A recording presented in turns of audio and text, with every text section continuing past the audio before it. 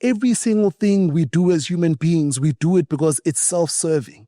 I mean, someone then will say, but Faith, I gave 100 rand to the guy at the side of the road. But it's self-serving because you walked away feeling good. That's the gift that you walked away from. No one owes you any help. Assuming that people owe you help is like jumping in front of a moving train. It's going to crush you and knock you out.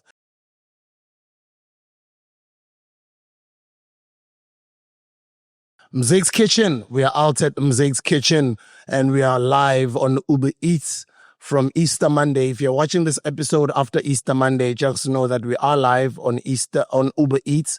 You can check out our menu. They're bringing in the quotas. Thank you, Siyabong. Thank you, Siyabong. Siyabong. Ngicela uvele nje ubabingelele, ubatshela ukuthi angaza ngapha. Ubatshela ukuthi ubani wakuphi eMigs Kitchen izikhiphana. Okay, sanibonani igama uThembelani buya eMigs Kitchen. Ngaqala phansi. Yeah, angiqhubeka. Okay. Igama uThembelani buya eMigs Kitchen. Hayi eMigs Kitchen ziyakhala. Sidla amakota, akekho ugogo. Akekho ugogo. And those are some of our names of our different menu items. Amadolo laphayana abo akekho ugogo, amakoporosh plates ayikhona nayo laphayana, abo sliding door. Abomba 2 series. There's just all sorts of different names that are assigned to different meal items. Check out the menu. Let us know what you think. And each and every item that you buy on Migs Kitchen, you get a complimentary. Thank you. You get a complimentary can of Mofire. If you buy our big platter, the platter for 6 or the platter for 8, which is a family feast, we call it amakoporosh, you get a complimentary 6-pack of Mofire. So yeah, check it out. Order online if you're around Johannesburg, and we're going to be growing to the rest of the country very soon. I'm very excited to go to Ntwana Sekas. I was first time. And another Ntwana Sekas, he was done really well for himself. He's in the Township Entrepreneurship space, and it's just been growing. I've been working with him over the past couple of years, and I've been really blessed to have known him all these years. Mr. BULELANI BALABALA. Hola, Hormani. Ungayitaste, njengajaha, ungayitaste, ayibona ingakana. Umzapha.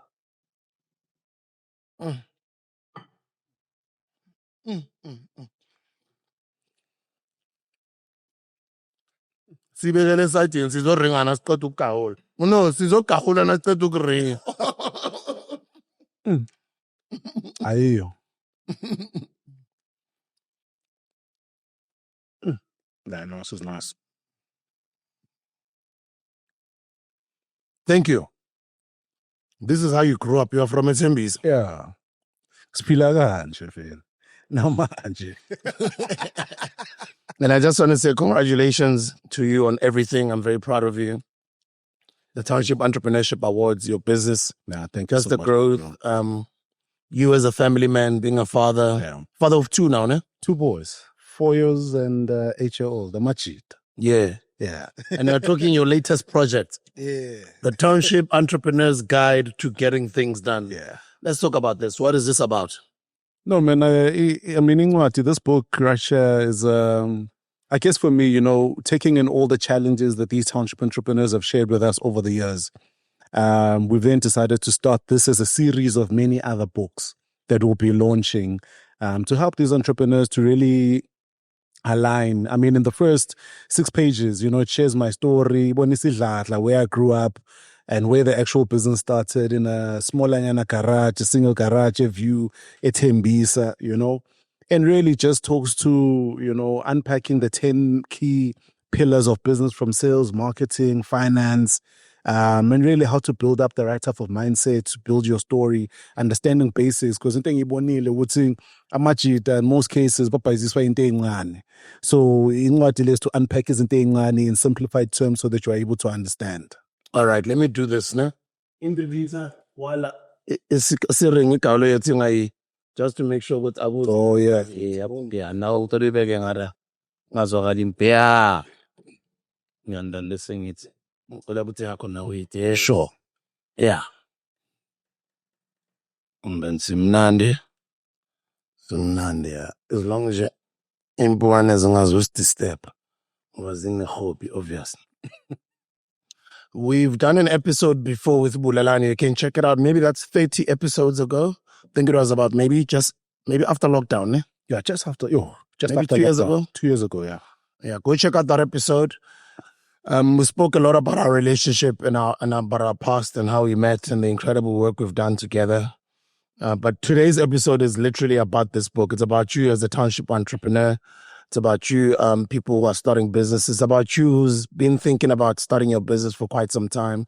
You've been postponing, or you're currently employed in thinking about starting something like us, ukubhayisa ukubhayisa inzo, ukubhayisa igawulo, ukubhayisa ispins, ukubhayisa impahla, noma yini, but just to build yourself a side hustle and to make yourself an extra income. You've clicked on the right episode because you've met the right person over here. He's got this book, which is called The Township Entrepreneur's Guide to Getting Things Done. And at the back, the synopsis says, BULELANI is a distinguished award-winning entrepreneur and a business speaker based in South Africa, renowned for his exceptional contributions in the business landscape, with a well-deserved reputation as a township entrepreneur developer and a youth ambassador. He's been recognized for his outstanding achievements in fostering economic growth and empowerment of rural and township entrepreneurs. And as the CEO of the Township Entrepreneur Agency, which is a specialist township agency offering integrated solutions for corporate South Africa and the township economy, he leads a dedicated team in delivering cutting-edge strategies, insightful market analysis, brand activation, and nationwide implementation services. He is a visionary leader.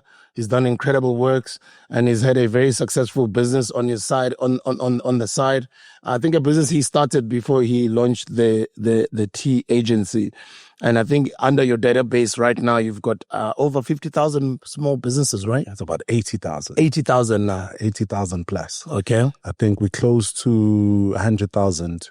When we tally the data, it's probably going to be above 100,000 because the 80,000, we do a tally every 14 months. So the last tally was last year, July. So the new tally will be this year in July. Who should buy this book? I mean, this book really, for me, it's aimed at township entrepreneurs, right? But also any other small business. And I think in unpacking that, right, we called it Township Entrepreneurs because it was dedicated to a specific theme of individuals. But when you unpack that, this book is dedicated to micro enterprises. Yeah. Now, micro enterprises is just before small business in terms of scale, in terms of ratio from an earnings perspective. So any small business owner would be able to feed from this particular story. But because we do ispanse tekasi and we work a lot with a lot of township entrepreneurs, you know, by naming convention, wanted to name it in something that they would be able to relate to, which is why when you read the book, you know, there's Zulu, there's slang and jargon and wording that people would be able to understand. Yabo? But also, this is a book that you buy your entrepreneurs who are part of your enterprise development program as a large corporate. This is a book that you buy your niece, your nephew, your son, your daughter. Organize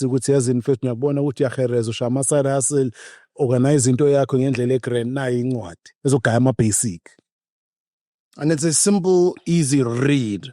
About 10, 11 chapters from the introduction, which is this Vulamlomo, Ushaying Askasi. Yeah. I like that. Your story, which is the prologue. Vulikanda, that is chapter number 2, setting your mindset. Kitomava, chapter number 3, where do I start? Chapter 4, Begindaba Yako, that is your story. Chapter 5, Sebenza, be productive. Chapter 6, Maslangane, the power of networking. Chapter 7, Umuntu Ngabantu, you are not alone. Chapter 8, Marketa, marketing your business. Or Mageta, yeah. And then chapter number 9, Tembisa, sales fundamentals. Chapter number 10, Zaga, which is obviously Mali, finance fundamentals.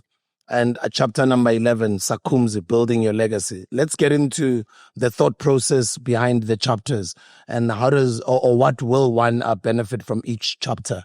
I mean, I think you sort of look at the chapters. I mean, when we sort of talk about Vulikanda, you know, the introduction, I share a bit about my story, you know, where I grew up and the fact that, you know, my highest grade was grade 9 when I started going into business. You know, and I had to drop out of school because the old lady was being retrenched from Espanini. So they thought the best thing for me to do is my high school, go to an FET college. So my Ekuruleni West College, the minimum entrance for an FET college is grade 9. But unfortunately, Veli knew we are Pela, as fate would have it. And then out of that, you know, I mean, I'm a kid like any other kid. The guy grew up on 4 Rumini. I mean, I was sharing underwear with my older brother, or rather, they were passing me down. And I think, you know, the struggles were almost similar in that particular sense. So when I share the story, I share and unpack a basic story of really how I started. I mean, the first big deal I ever did was a deal for 15,720 in 2006 for matric jackets for Rosefield High School. You know, where I had no factory or nothing. I remember the previous year being Kape, my cousin, in Tabeleng to a matric dance. That's where I got my black suit, my kick and poboza, my kick and poboza, as well as my pink shirt, you know. And I used the same to go and proposition that school the year after with their deputy principal, Mrs. Ras, to be able to do their matric jackets. And I remember sitting there, angibuza ukuthi okay mfethu njengoba uthi you're gonna do our matric jackets, you know, where's your factory? And I remember then all I had was a CIPC registered business, nothing else. I didn't have a bank account, no business bank account, no personal bank account. But I remember just looking at her, telling her, no, we've got a factory in Joburg, a factory in Cape Town. I'd never been to Cape Town then. Then that was the first meeting, introductory meeting. She was very straight and very hard and open. And she shared with me, but in reality, I don't trust or buy into your story, you know. I think I need you to unpack a little bit more and a little bit further. So we scheduled the second meeting. But in scheduling the second meeting, she then said to me, as in, you need to bring your samples so that we see what you actually can offer. In bringing the samples to her, then I realized a couple of things. The supplier and the supplier that I was using didn't have any samples. This would literally be the first time, literally be the first time that they are doing whatever it is that they are doing, which is getting matric jackets, you know, for us, or getting them made for us for this particular school. We delivered that order, needless to say, sample yam, we ball pen, a pencil. They put me in front of the high school kids, matriculants, I was shocked at why they are happy, but they chose a particular pattern. Out of that meeting, we walked out to the reception. She said to me, I don't think you're prepared or able to deliver on this. A week later, I got the call to say, come in, work on this because the kids love you. They want to do this thing with you. We got the first order, and I remember her looking at me square in the eyes saying, okay, cool, I'm about to write this check. The full amount is 15,720. We'll write you 50%.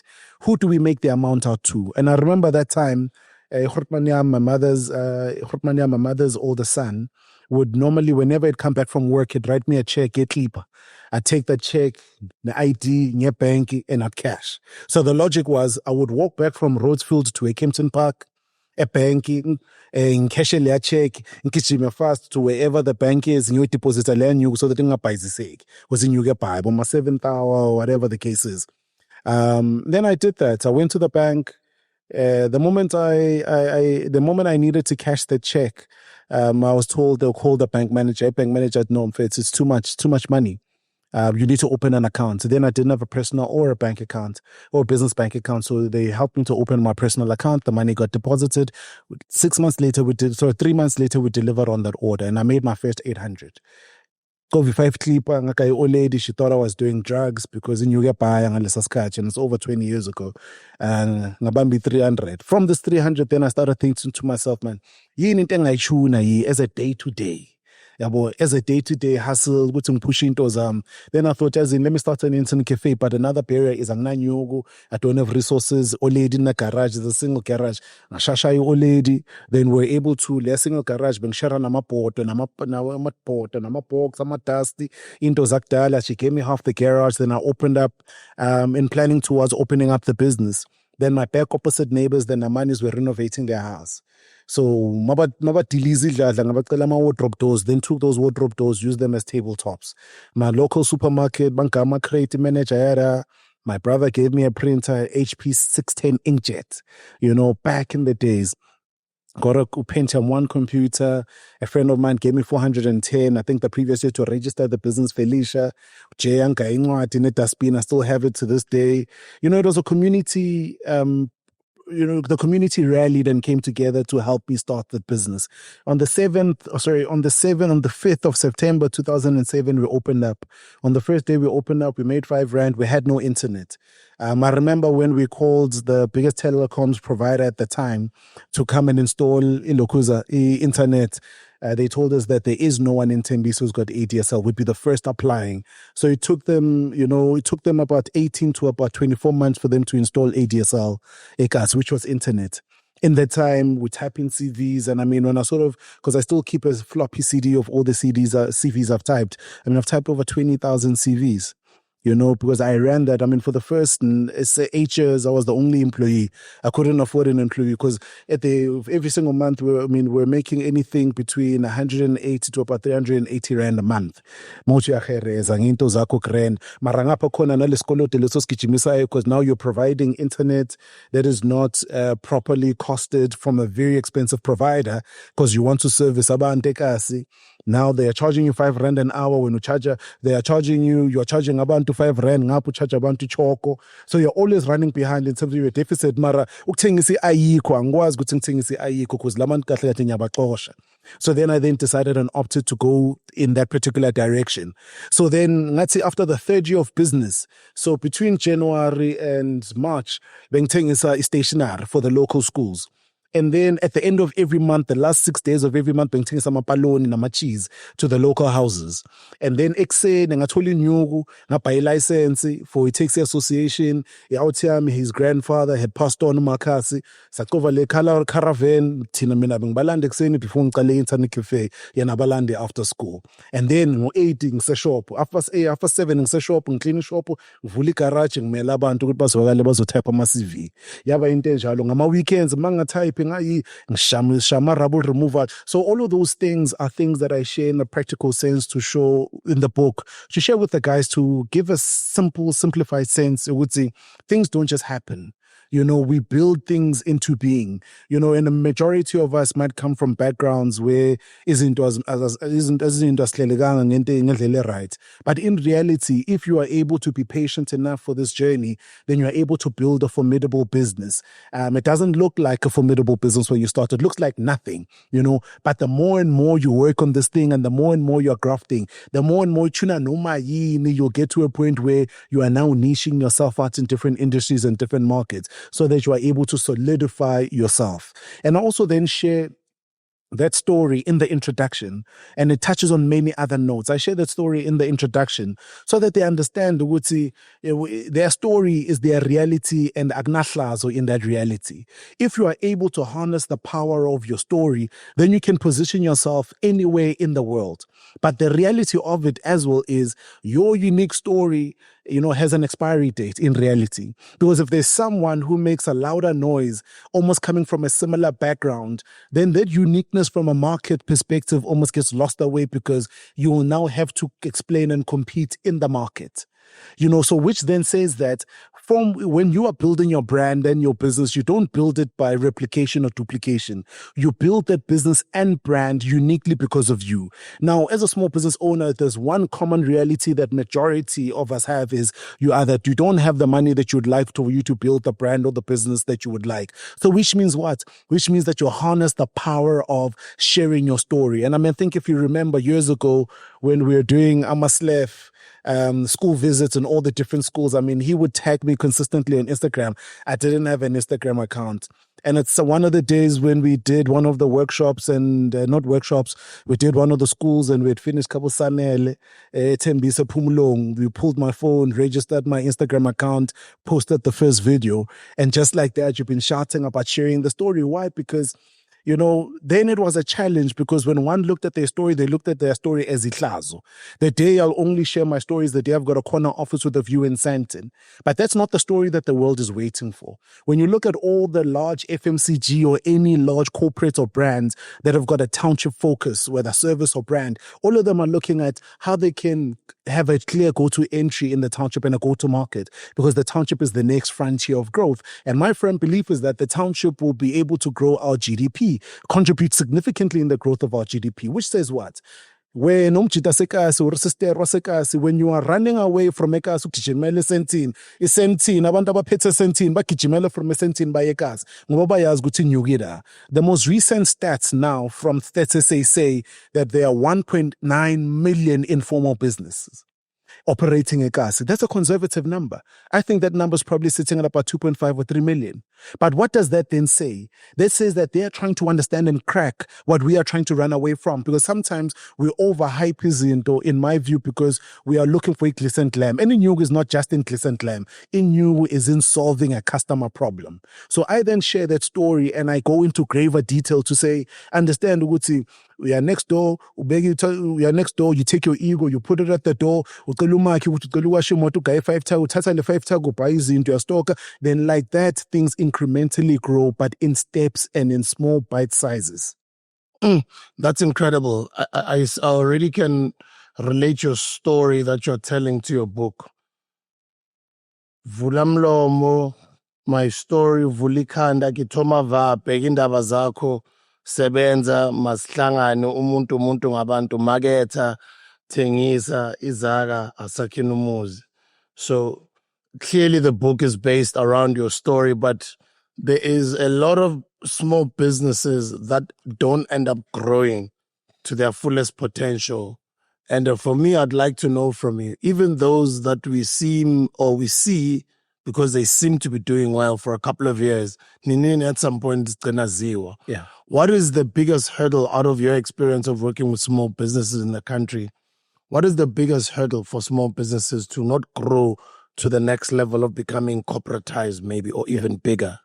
And I'm not saying there aren't any that have gone to those levels. There are a few, but majority of them, more than 95%, they usually either die a slow death, or when the owner passes on, it passes on with them, or the guys just don't crack the ceiling of getting to the next level. Meanwhile, we've seen them make lots of money over the years, or maybe from the outside, it looks like they're making money. You know, I think for me, one of the things, I'll say, and it's probably a controversial thing, and I've always said to myself, is in reality, you do find hustlers who still have a hustle mentality, but are making 30 million rand a year or 100 million rand, because the hustle mentality means ngizopatanisa izinto. But when you don't lose that mentality in the growth of your business, then you end up getting to a point where you finesse every single deal, but there's no systems and structure. You are the only one who's a business in that particular product or tool or whatsoever it is that you're getting out into the market. And the biggest challenge with that is that you can never have an off day because you're a business owner who's got a full-time job, because there are no systems and processes. And I think as I unpack some of those challenges, and I think for me, to get this out there so that the guys know how to work around this. And I think for me, I've always said to the guy, do a simple, practical thing. Get a notebook, get your phone notes from Monday all the way to Sunday, or from Monday till the next week, Sunday, and you make it 2 weeks. Write down every single thing you do, every action that you do. So from the phone, you're answering, whose phone are you answering and what was the call about? To you driving, how long was that drive? To you invoicing people, how long was that invoice? To you taking content or whatever the case is.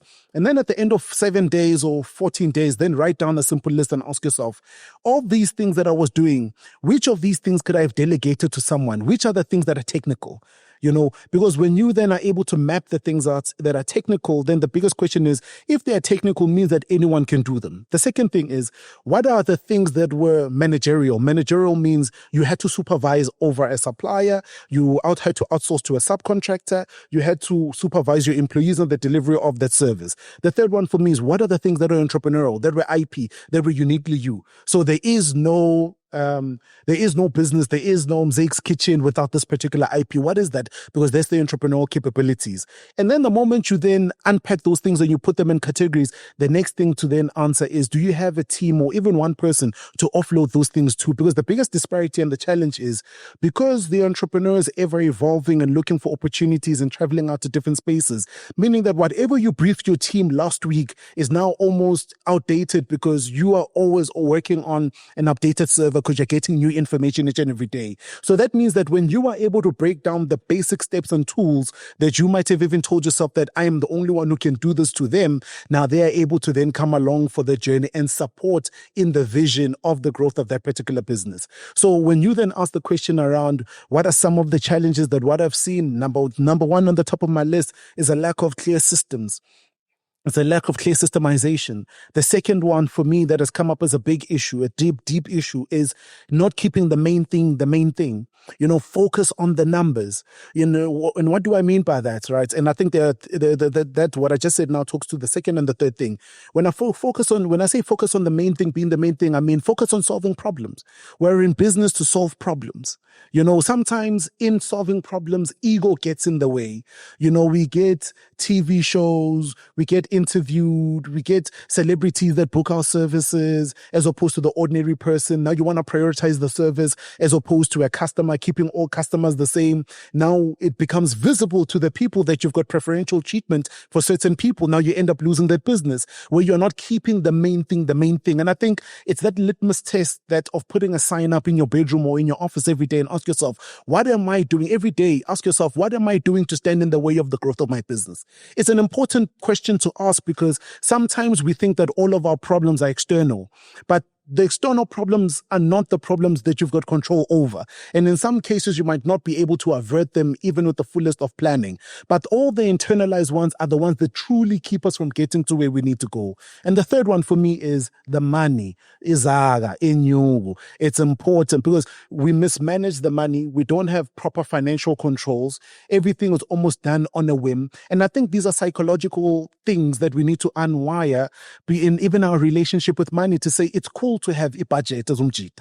As a sister, it's cool to have a budget because if you don't have a budget, or if you are shunning having a budget because a budget, then the day you have money, you're going to squander that money because you don't have a clear intentional plan for how you're going to spend that money and grow that money. So over and above the budget, it also then means that you must understand your financials. So someone out there would say, I'm a financial lean, I'm an accountant, I'm afford. I'm not stressing wherever you're transacting, whether through your personal or your business bank account, open up that statement once a week or every single month and go through every single line item so that you hold yourself accountable. Good. In you be we spend ever because nothing into shire into good as in fetu. Beng you marangas good to pay lever.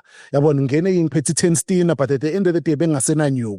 So having those financial controls, then you are able to look at the finances and then optimize. You are able to look at the finances and say, hey, insurance company, I know I'm paying you 2,000 for insurance, but I can't afford it. Can you give me 1,500? They'll give you that money. Why? Because on the one side, the finances or having proper financial controls means, number one, you are negotiating better payment terms with your clients so they pay you early. Number two, you're negotiating better payment terms with the suppliers so you try and pay them later so you hold on to the money much longer. And then number three, you are then utilizing the financials to understand, is the sales and marketing activity that I'm involved in operating and working the way that you need to operate? And then you then also then look at the finances, especially the overhead. So then ask yourself, if I've been paying for this cell phone account over the past 12 months and it's 10,000, is there a better product in the market? So we are constantly iterating to optimize the cost lower. And then we're looking at the sales to see what sales on products could we then sell so that we then increase our revenue. The celebrity CEO syndrome. Yes. We've done well, a lot of us over the past decade or so, being the faces and being in the front cameras of promoting our businesses. Some of us, it's like we sometimes fall into that trap of getting drunk in our own hype or out of our own supply, where you did say an interesting phrase earlier, which we sometimes stand in our own way, barking of our own growth. When do I know when to stop being a celebrity CEO? Or do I even have to be a celebrity CEO? Or can I be behind the scenes and let my business do the talking? Or can I appoint other people to do that type of work for me? I think for me, on this particular one, it matters. So it matters. Context for me then would matter in this particular one, right? It becomes difficult. I mean, in this particular case, I mean, you are in front of some of the brands that you work on and some you're not nowhere close, because if those brands are consumer facing, there's already affinity that's already developed with that one particular individual. So I think for me, the litmus test is always to ask Guti, if I'm going to be in front of this brand, is there affinity with me and that particular consumer who's aligned with buying that product? And if there is, then you already know that there's an easy sell. Why? Because people buy products from people that they like. People buy buy products, people buy products and services from people that they like. But what then we then need to then do in that particular case, it means that the more and more you do that, then you then build a clear culture so that even when a waiter comes out with a plate or a diver comes to deliver food or an invoice admin is invoicing a construction company or whoever, they are clearly able to say, no man, there's something about this that talks to what this individual who's the owner always does. So in everything that you do, then you emulate that as clear, measurable values and culture within the organization. Then that way they become replicable, because you can't replicate a person, but you can replicate the person's habits and what they do. That is why sometimes we can walk into a place, I mean, for the longest and even till today, you still have people there like, you talk exactly like Spoo. Where you Spoo? You're like Spoo. That's because the many years we've known each other. It's the many thoughts. This is where, the breasts, that I suck to get the milk and the knowledge and some of the things. So you can't run away from those things. But what then ends up doing is that you end up replicating yourself, and that's what you've done, and successfully indirectly replicating yourself multiple times through many individuals, whether they'll acknowledge or they won't acknowledge. When we see, and from afar, whether TV or newspapers, you can see the fruits of someone who's sown a seed in the tree that's grown to look exactly like its planter. But I think then for me is to always say to the entrepreneur, the only way to know is build a community of people that will hold you accountable, but also people that you are willing to hear out as they hold you accountable. Not about yes men. Not about yes men. Because I remember, I got a call from someone I wasn't really so familiar years ago. Was like, listen, I love your moves. You're on every publication. You're doing extremely well. I open a magazine. You are there. When people are coming to the office to talk to me, the first person who comes up in conversation is you.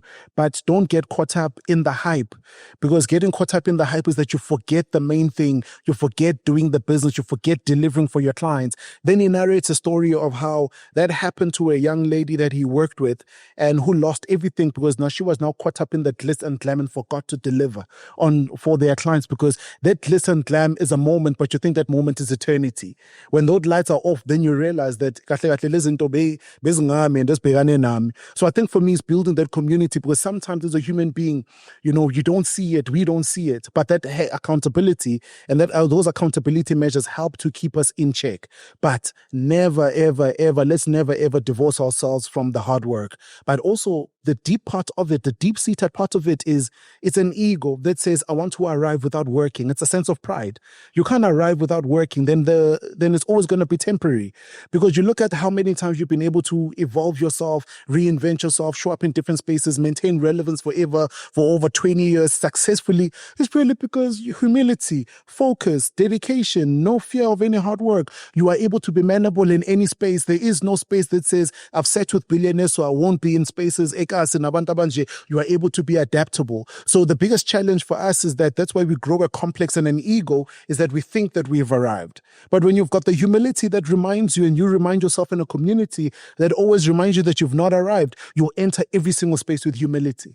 You'll enter every single space as if you won nothing, you've won no award. You enter every single space as if you're not Mr. Spusiso Leopo, DJ Spoo, as you are affectionately known in spaces. And that's how you consistently show up in different spaces and work out that syndrome that seeks to hold us captive. Because the reality of it is, there's an ego to it. It feels good when people walk up to you and say, Antoine, in that podcast, there's an ego to it. But you see, when you've got a sense of awareness of that, then you are able to shut that off and focus on the main things being the main thing.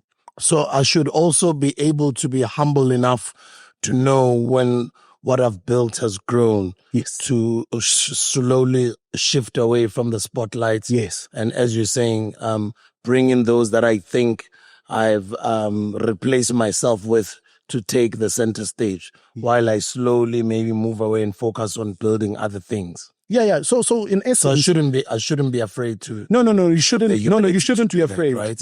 I think so there's this thing. So there's this thing that we'd like saying to yourself, Gutsi, I'm the business. Although that is true, but to CIPC or to any other legal statutory body, you and the business are two different domiciliums. You understand? You are two totally different statutory bodies. But to the consumer, there is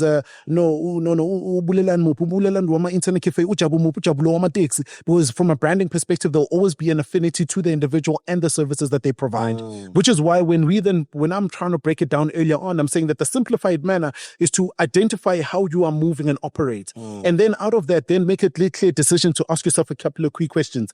Is this how I want my team to operate? And if it is, let that be the normal way of operating.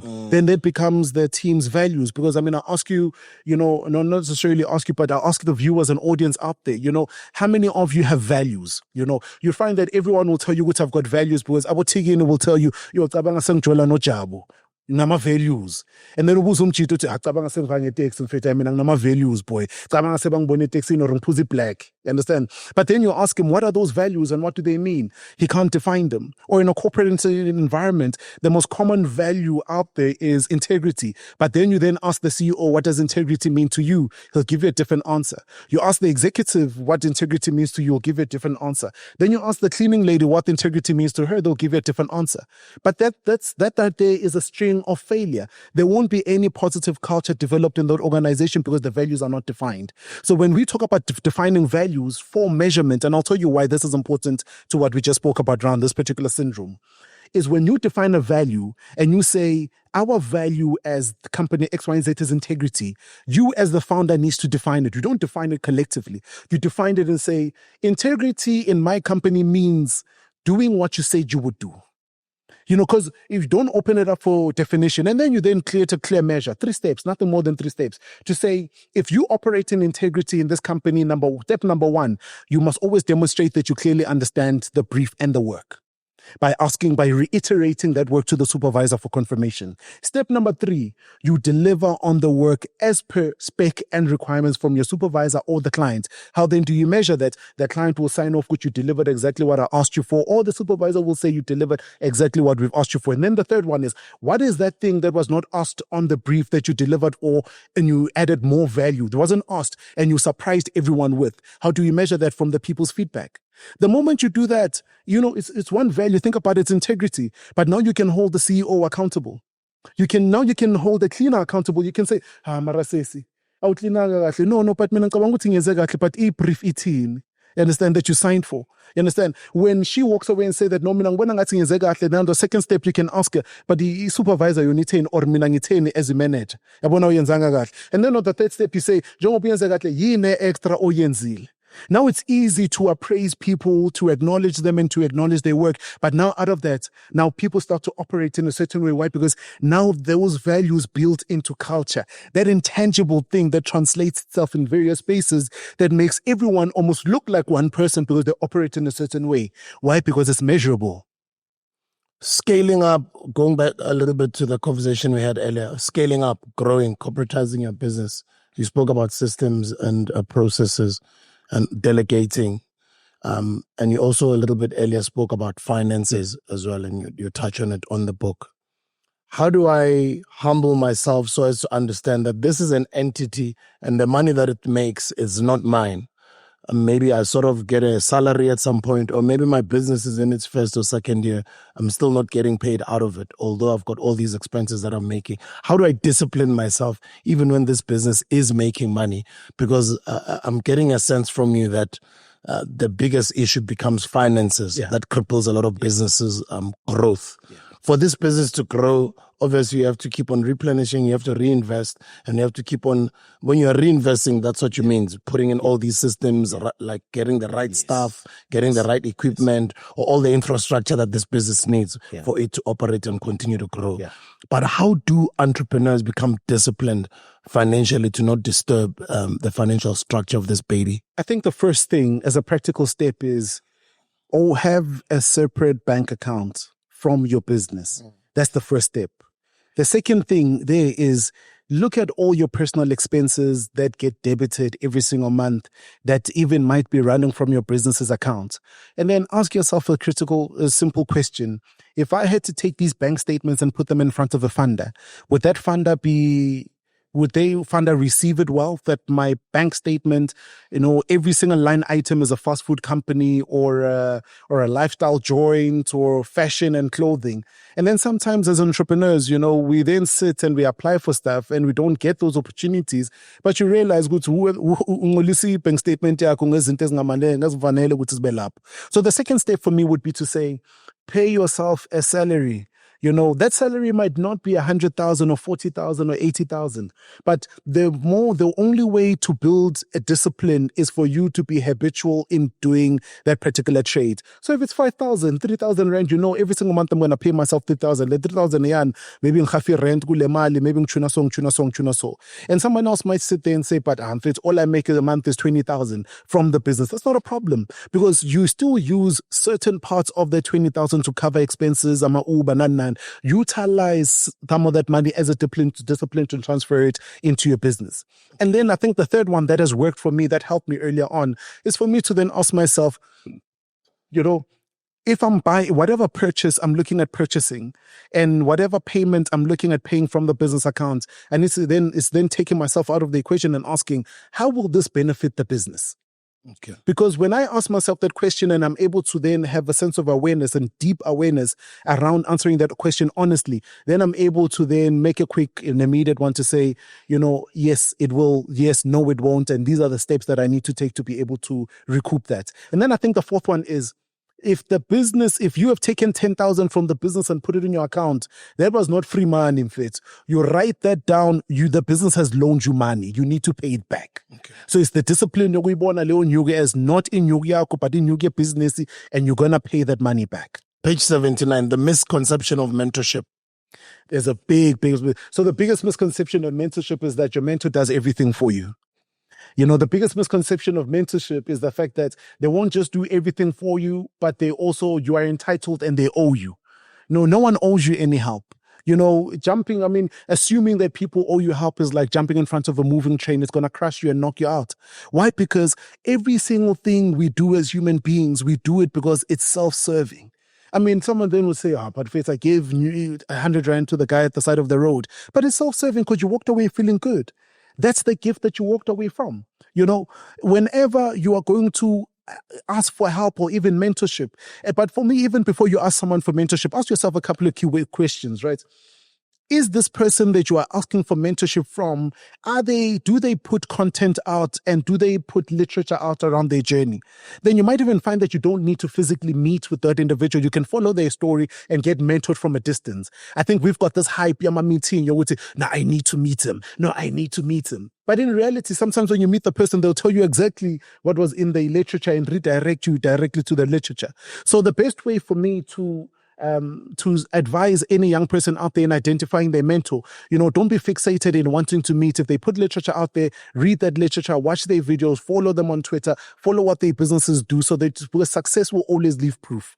The second one then for me in and around the mentorship conversation is to then say, you know, when you approach someone and you would like for this person to help you, you'd like for this person to advance you, ask yourself a simple question: how do you advance this person?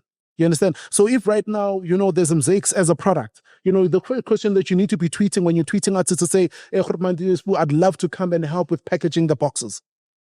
Why? Because proximity to solutions will put you in a position where you get solutioneered or assisted at almost zero to cost. Why? Because I have shown you I am also looking at the thing that you are looking at. The thing that you're trying to solve, I want to be a component in helping you solve for that thing. The moment you've done that, now you've got the person's attention in wanting to build whatever.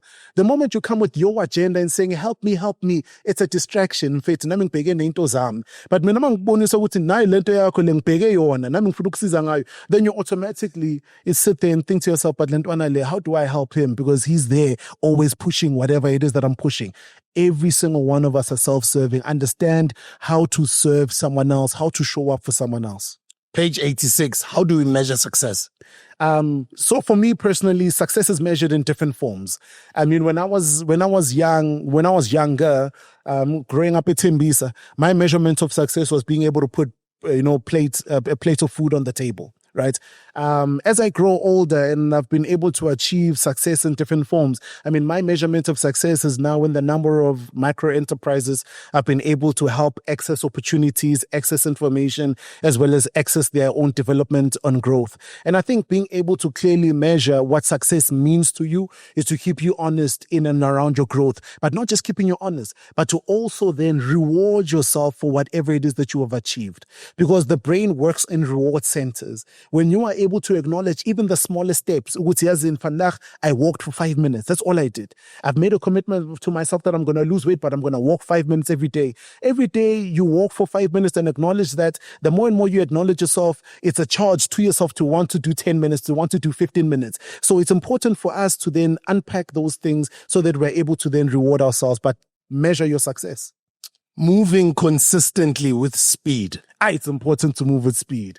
You see, if there's one thing I had to learn very quick, and that was very quick working with this amazing man, it's moving with speed, right? Because the tide quickly shifts. If you're on a podcast now, like I'm sitting on the podcast, and someone now wants these books, when they're DMing me, what am I going to be telling them? Which we don't have stock. Yeah, you must move. So before I even come to that platform, I must already be prepared. That's what moving in speed is. So people think that moving in speed means that the moment you get the order, you start moving around. No, moving in speed is asking ourselves a question. What if we get 500 orders a day? What would we do? Would we have the capacity? If we had 500 orders that came in today and they all came in an hour and they all needed to be delivered in the next hour, would we have the capacity? Now, the moment you are able to then ask yourself that question is for you to prep. Now, someone would say, but for me to prep means that I need to have money, so I hire all those people. No. You need to unpack and ask yourself a simple question. Do we have the resources? No, we can only do 100. If we needed to deliver on the next 400, what would we need to do? What would we need to look like? So maybe we'd need to get a hold of 4 or 5 other businesses in the same area and ask them, would they work on products that look like this? So that one day when we get an order that's of a certain size and we need to deliver on it, we've already done our pre-vetting, in pre-selecting individuals that we'd work with. So it's now no longer a shock towards you being able to move, but also deliver in speed. So moving in speed, you're already thinking ahead. Yes. Of the potential possible scenarios that might happen to or in your business. Yeah. Before they even happen. Before they planning ahead. Yeah, right? because sometimes if you are always doing things and things are happening to you, then you're being then you're operating purely solemnly out of reflexes. It's tiresome and it's draining. But that's what we also do as small business owners, right? And that's a challenge with compliance. So when opportunities say velile, I vet kumele nyolungisela ama documents, no file ama zero as an accountant. It's totally accountant, you file ama zero in your babon. But you're always reactive, consistently reactive to opportunities. And when you have not unpacked those opportunities in the right manner, it's going to be exhausting and it's going to be tiresome. So moving in speed means proactive. Always be proactive and think 5 years ahead. So if I put out this tweet and vele labantu to respond, what will I do? Executing ideas immediately. I see this one for me is an important one. And yet again, I learned this thing from this amazing gent. There's a novelty that says your idea is yours, it's unique. I think there's a study or logic that says, for every one idea you think of, there's 10,000 other people that share the same idea. And I found that to be a truesome statement, right? But in reality, if you're not executing, then you're stagnant and you're not moving. But some of the things that keep us from not executing is that we're waiting for the perfect start and waiting for the perfect product. There is no such thing as a perfect product. I mean, the most expensive cell phone in this room right now, the most expensive camera in this room, you might even find that when you talk to the tech guys, they're complaining what the lens twitches or this button doesn't do this, but the manufacturer says this button. So now what they've done is they've built a habit of working around their manufacturer's defects.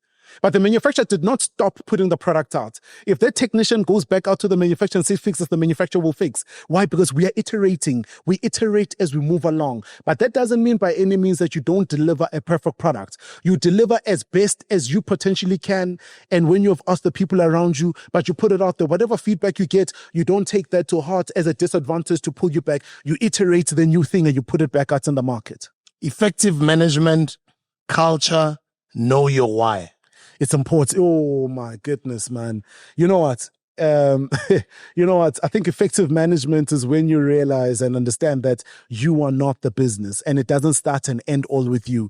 If you are the smartest person in any given room, then chances are you are in the wrong room, meaning that you either need to shift that room or shift how you are suppressing people in that room as a toxic manager so that you allow people's creativity and genius ideas to come out. And I think that the big thing really then over and above that is when you understand it's important for you to understand your why. Because, the realities of business is that business is very difficult and it's tough. There are ups and there are downs. There's a lot of losses and a lot of failures. And the one thing that will always keep you focused on the main thing and keeping the main thing is the why. Why are you waking up each and every day in the morning? You need to be able to define that for yourself so that when you don't have money and you owe everyone and no one likes you and everyone is speaking negatively around you, you are able to consistently find that motivation from internally. You can watch as many podcasts as you want. That motivation is only for that moment when you watch that. The moment you get a reminder message from a legal advisor saying, just a reminder, I would like to remind you that you still must pay,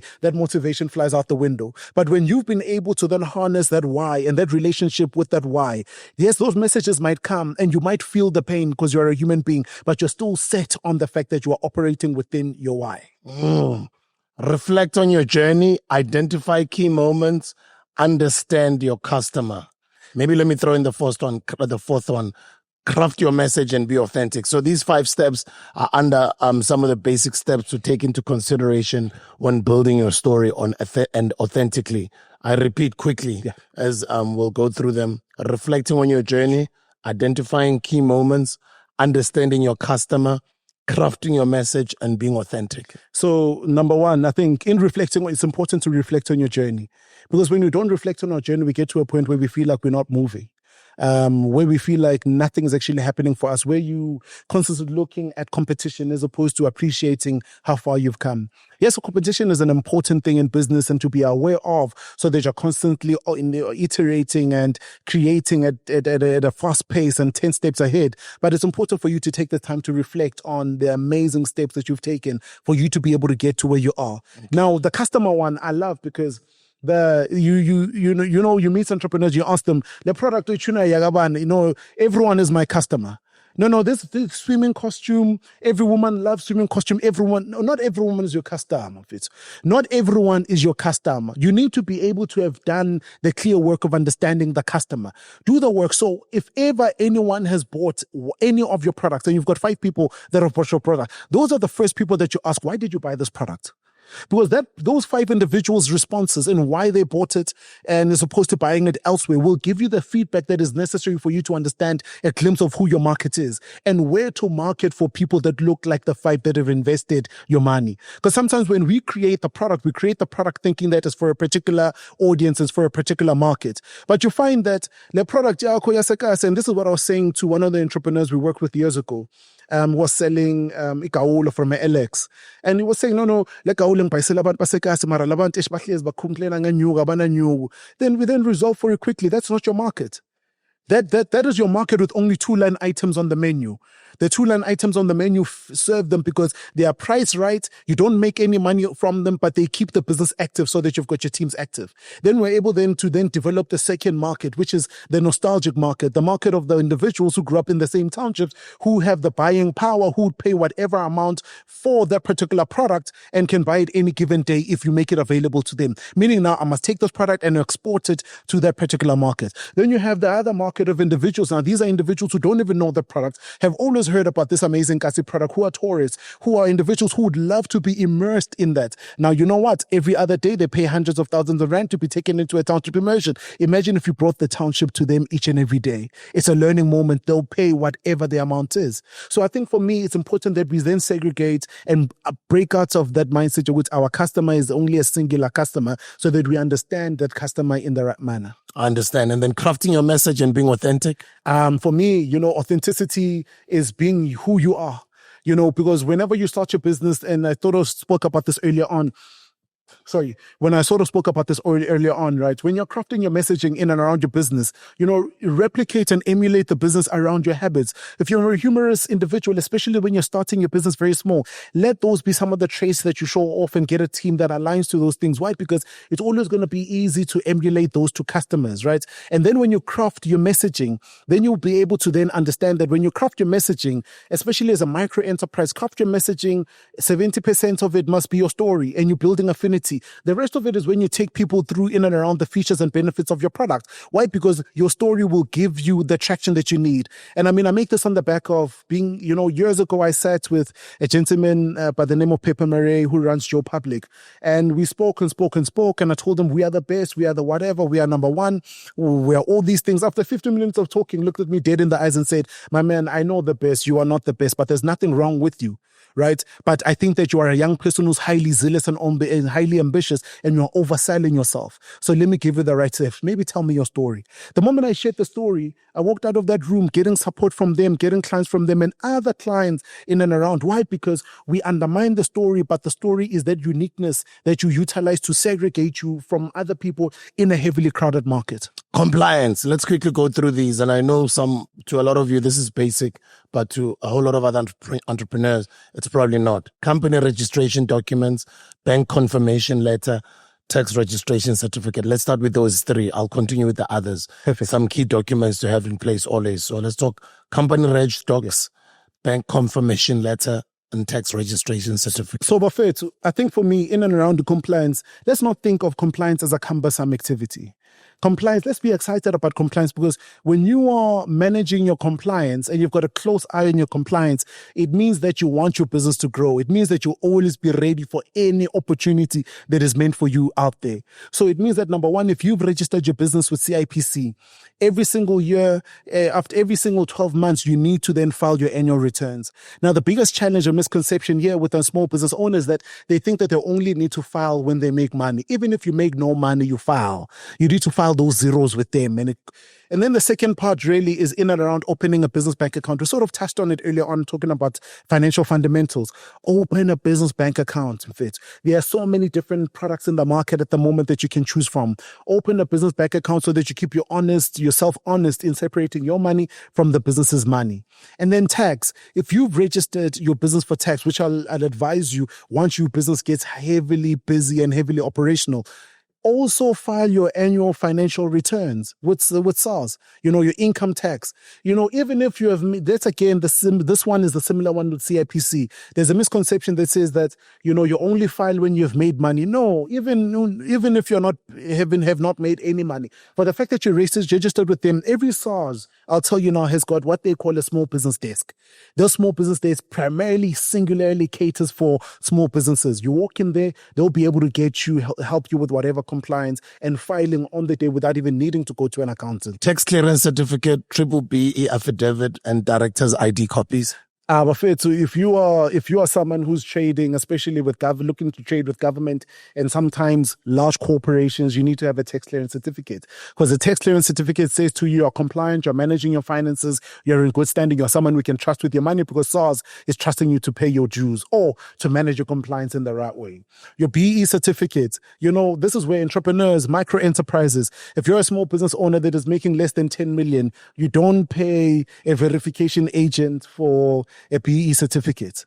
You can get an affidavit from the CIPC website on just go search BE affidavit. You fill it in with your company details. You go to a police station, they stamp it, you've got your BE certificate. Whenever a corporate is saying we've got an enterprise development program, we're looking for BE level 1, you must know if you're black, not necessarily if you're black and you're making less than 10 million, you're already BE level 1. Know that as a fact. Let that not be a confusion, because I also see this coming up when we host our workshops, and we utilize this to understand if the entrepreneurs actually understand the legislation. And you'll find a small business owner who's running a very small business saying, I'm BE level 7. You could never be a level 7 because you're a naturalized individual according to the BE legislation. So it's important then you always then have your BE affidavit. You then renew it every single year by simply going to the police station. You fill in the document. You don't have to ask for anything. They stamp it. You've got your BE affidavit. This one is an obvious one. Director's ID copies. Some business owners actually don't even know what is a director. Yeah. Some people don't know. What is a non-executive director? What is a director? So, Buffett, if you are registered in your business, you must know a couple of things, right? You are automatically a director, a managing director of that business, by role and by responsibility as a presiding officer over the business. Now, on this, these seem like very simplified things, but let's unpack a couple of things. So 2 individuals, 2 ladies or 2 guys decide to go into business together. Now the one says, I'll give you money when uzoyenza umsebenzi. Now the other one is frustrated every month because they're saying, when all you want is just to come here and take money at the end of every single month, one. But they've negated one thing. The other one is a presiding officer in the business, meaning that they are an employee of the business. So on the first step is you should have a shareholders agreement. The second step is the one who works in the business must have an employment contract. And then how is the money split? At the end of 12 months, whatever profit was made, the two split as shareholders. At the end of each and every month, the one who works in the business as an employee must get a salary from the business, because there must be a segregation of duties. And the moment there is segregation of duties, then respect towards each other becomes easier. So automatically, if you guys have registered a business and you have split shares, and you should have what is called a share certificate as well to prove how much shares you have within that particular business. And then also as confirmation of the fact that you are a proven shareholder, active within that business, your full details at the end of every certificate or every business compliance certificate will be there. It will list all the directors by their name, surname, their physical address where they reside, as well as their ID number. And then also will state if you're active or non-active. So I can be a shareholder of a business without being an active director. Yes.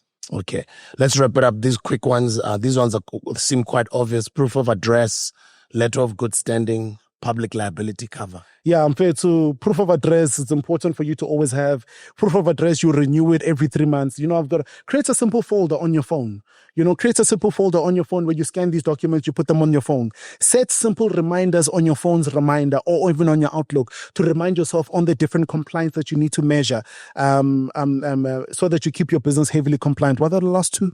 Oh, sorry. The other one is a public liability cover and the letter of good standing. Yeah, no, letter of good standing, you get it from the Department of Labor. It's important for you to ensure that, especially if you've got employees, especially if they do handwork, it's important for you to get a letter of good standing so that you are able to be compliant with the quota. If ever any of those guys are going to site and they get on a ladder and they fall, they can get covered through labor, through their quota offering, right?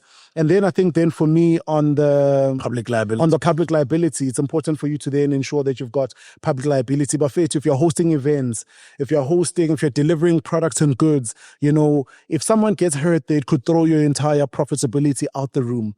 And so having public liability says to us, we love our businesses enough to protect them. So that if someone ate something and they choked on it and they are blaming you, you are able to then have cover that will cover so that you unpack and get specialists to then unpack what went wrong. Was it actually us or is it actually the next person?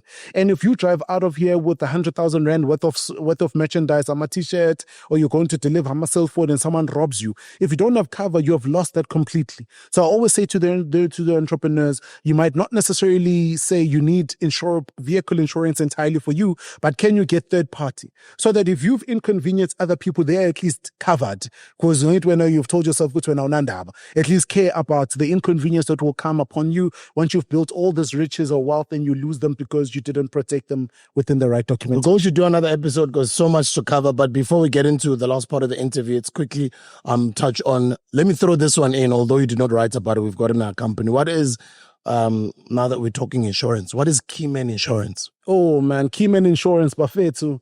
You're in business. Okay, maybe let's make an example. Whether you're in business alone as a sole director or you're in share or you've got shareholding, right? Let's make the first example, and I've got Keyman Insurance. Let's make the first example as a singular individual. So if something had to happen to me tomorrow, I'm disabled, I'm no longer functional, or something happens to me, an accident, and I die.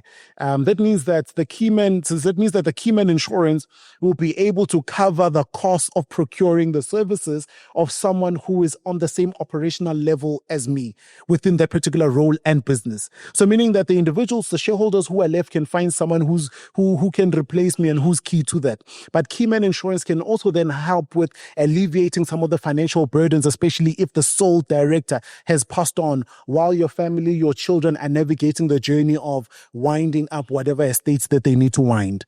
And then sometimes, in most cases, when you are in partnerships as well, you would find that you would get Keyman Insurance the two directors, the two key individuals would get keyman insurance against each other, so that in the event that something happens to the one individual, that money will then be wholly paid out to the family and for whatever their share value is. And that money is paid to the insurance by the company and not the individual. So do go research that then, guys. It's important, especially those that in the beginning we spoke about it and we said the celebrity CEO syndrome. Maybe that's the wrong word to talk about it, because most business owners, you are everything in the beginning. Yeah. So always do remember also to take up keyman insurance, such that in a position on any occasion, God forbid that you pass on, at least there are some funds that will get to be paid unto the company and also your family. So do go research that and also go speak to professionals. On today's episode, we'll leave it here on marketing, but I'll have BULELANI back again in about a month or two. Okay, talking about marketing here, this book is amazing, man. Everything we're talking about is actually from this book. Let's talk about the template of a basic marketing plan. The business overview here, it says, start by briefly describing your business. This section should cover the following: business name, the name of your business, product, services that you're offering, a list of products or services that you provide, the target market, who are your customers, describe your age, your location, income level, and any other relevant details, business goals. What do you want to achieve with your business? That could be financial goals, customer growth goals, or other milestones. Now let's talk about marketing objectives, and let's break down this template for creating a basic marketing plan. Yeah, but fair too. I mean, a basic marketing plan is to say to yourself, you want to go talk to people and make a noise about your product. So you need to have a plan in place, because, I mean, if you don't plan to succeed, then chances are you might not be able to be even aware even when you hit those goals. And I think when we then talk about the objectives, I think the first would be the overview. What are we trying to do? And then the objectives would be the measurable steps that would look like success to us. So we probably say, you know, marketing to us would mean that we're speaking to 1,000 individuals, or 1,000 individuals have demonstrated awareness of their products, or we have paid for social media advertising, and as a result, we would then be able to then feel like we have marketed in the right way when our impressions or our clicks are sitting, or our impressions even on our websites are sitting on a particular number. It's important for you to then define what your marketing objectives are, so that you are able to then measure success. And then over and above that, then you then move to the second tier, which is then unpacking who then is your customer? What is your customer profile? What is the research? And it becomes easier when you've sold a product to someone. Because if you already sold services or products to someone, then guess what? Those are the individuals who will be able to give you feedback in positioning your business in the right manner. And I think, I talk about this in the sales chapter, but guys, it's important for you to ask the customer for feedback and actually utilize that feedback, because that feedback is what will always constantly give you an idea of what the customer is actually looking for from that. And then from the research part, then you understand the customer, the demographic, their agenda, their area, their location, their likes and their dislikes. And those basic interests can be, then basic interests means that now you're able to define the events that you're going to activate at, the markets you're going to activate at, whatever interests of consumers that in a paid ad you're going to be selecting as potential customers. Budget, timeline, matrix, and evaluation, still under the template for creating a very, very important basic marketing plan. Very important, buffet. So you need to have a budget. But I always say to micro enterprises, if you're going to be marketing, it's important that you strengthen on your objectives. Now, this then speaks into budget, because a budget doesn't only for me speaks to an amount, because 10,000 Rand to a micro enterprise is like R1 million out there in the market in terms of its impact, right? Because you want to utilize that money as frugal as you potentially can. So in every single marketing activity that you're going to get involved in, ask you a simple thing. Is this marketing tool or product going to get people talking? And if it is going to get people talking, then it's something that you need to then do. But if it's not going to get people talking, then it might disable your entire business. And I'll tell you what I mean by this. You pay for an ad, but the ad has no clear objective. It gets no one talking, but you're happy at the fact that you had 1,000 people view that particular ad, or 100,000 people view that video. You didn't upsell anything. You didn't sell any product. You didn't put any link. Then if that was not the objective, if awareness was not the objective in the beginning, then you've missed your target entirely. So in setting up your budget, tighten up on that. Why? Because the objective of any social media platform, any marketing campaign, any billboard, any influencer, any campaign is to get people talking about the business. That is the whole point of it. Why? Because word of mouth remains even even in 25 as the most potent manner of, as the most potent manner of marketing a business, because every single marketing tool speaks back to that main thing. So the measuring matrix. Yeah, go ahead. So the measuring matrix for me you don't get the measuring matrix from feelings. You get the measuring matrix from the objectives. The objectives must tell you what measurement of success look like. And then you then define it for yourself uniquely to your business. I love what you're saying, because other people just do campaigns for publicity or brand awareness. But there's other people who do campaigns to generate leads so they can convert those leads into sales. And there's other campaigns where they're trying to do both. Brand awareness plus generating leads and converting. And you also see it when you're trying to advertise on social media platforms. It does ask you those simple questions. Even TikTok, it asks you, what is your main goal for this campaign? What do you want to achieve? Do you want to achieve more followers for your account? Do you want to achieve more views? Do you want to convert into sales? Do you want to create a button for people to click into maybe your website, etc.? So I love how you've simplified the whole thing here. So let's get into the last chapter, sales. We actually are summarizing. You need to go get this book, guys. If you call yourself a business owner or you'd like to get into business, this is a business entrepreneurship 101. You need to get this book. Even if you are a seasoned entrepreneur, what an incredible book that BULELANI has put together. Let's summarize the sales chapter as we are reaching towards the end of our conversation. Under the understanding the corporate market, because a lot of youngsters or hustlers want to approach corporate. They want to go speak to brands. Either maybe they're selling their podcast or they're selling their idea or concept. You know, they've got a proposal. So they're always wanting to speak to corporate clients, even us over here. It says here on your book, when you're targeting a large corporate client, there are a few things you need to keep in mind. The first reality is that they're not going to work with you straight away. Why? Here are the few reasons. Who are you? Existing relationships, benchmarking. And then it continues here to say, applying the diversion tactic in practice. Here's how you can use diversion tactic in a practical way. Identify your biggest target. It explains over there. Number 2, understand the industry players. Focus on the challenger brands and offer your services to the challenger. Maybe summarize this chapter or some of the things that I've just spoken about. Sure. This I love because I love sales. I love selling. We love selling, right? The diversion tactic for me is something I've observed in my own personal entrepreneurial journey. Get the diversion tactic, get the sales chapter, because sales is a lifeline of every business. So what the diversion tactic is, I want to work with corporate X, Y, and Z. And I feel that my product or my service is the best service. But corporate X, Y, and Z, doesn't believe that at all. They're focused on other things as their goal. They're focused on other things as a risk, which means that operating with a mindset that says that they need to work with me is not a mindset that is going to serve anyone. But one thing needs to then operate in a mindset, in a simplified mindset that asks a couple of questions. Who is the large corporate that I am looking to do business with focused on? Who and what brands are they focused on? What are their aspirations? What are they trying to achieve, or what are they scared of? You would then find that in every single industry look at the top 5 brands. And then you will notice a couple of things. Anytime you've interacted with the leader brand, the one that they tell you is the number 1, they're the least likely to adopt anything. In actual fact, you almost see it in meetings and even in boardrooms with their team members. There's a sense of arrogance almost, because arrogance, or it could be confused as confidence, where they feel like, but we've arrived. We bank so many individuals, we are number 1, we're the greatest, whatever. So they're the least manable to take on new ideas, because sometimes they feel like they've arrived, or sometimes they're even inundated with a lot of proposals. Which then says that when I then go back to this matrix and measure, and I look at the top 5, I've got the number 1, the most likely brands or individuals to topple over brand number 1 or number 2. Sorry, brand number 1 is challenger brand number 2 and number 3. Which then says that if you have identified leader brand number 1 is the person that you want to actually do work with, but can demonstrate to brand challenger brand number 3 of your expertise, even if it was voluntary work, you can then go to any of those brands between number 1 and number 5 and solicit their services. Why? Because you have served a market that they are focused primarily in. But also, in working with corporate, it's important to then understand it's not just that you went and approached company X, Y, and Z. It's important to understand who in that company you went to, because every single individual who is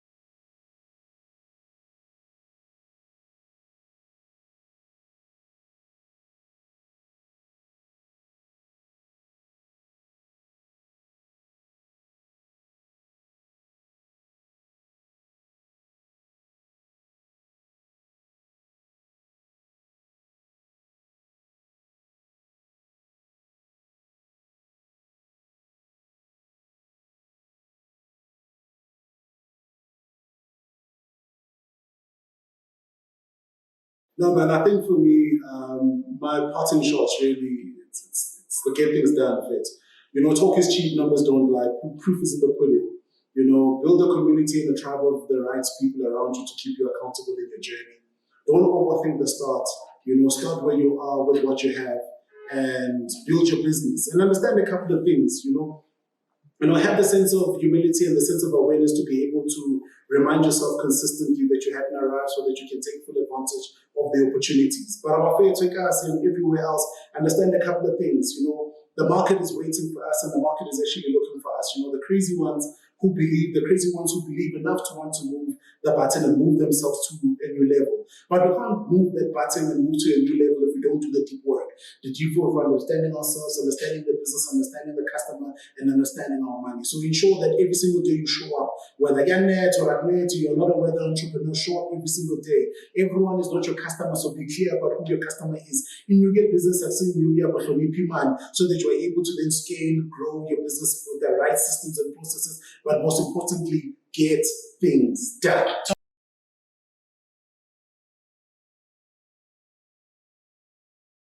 And would like to buy 10 of these books as the Hustler's Corner to give away to you guys. If you think you deserve this book, we're buying 10, that's 2,500 rands, man. So we're buying for you guys, we're buying all 10. Actually, we're buying 11, one is mine. So the 10 we'll give to you guys. Just put in some reasons in the comment section. Why do you think you deserve a copy of the Township Entrepreneur's Guide to Getting Things Done by BULELANI BALABALA? Other than that, congratulations. We're proud of you so much, bro. You're home. We'll see you on the next episode. No, thank you. I'm excited. Get things done! That was nice.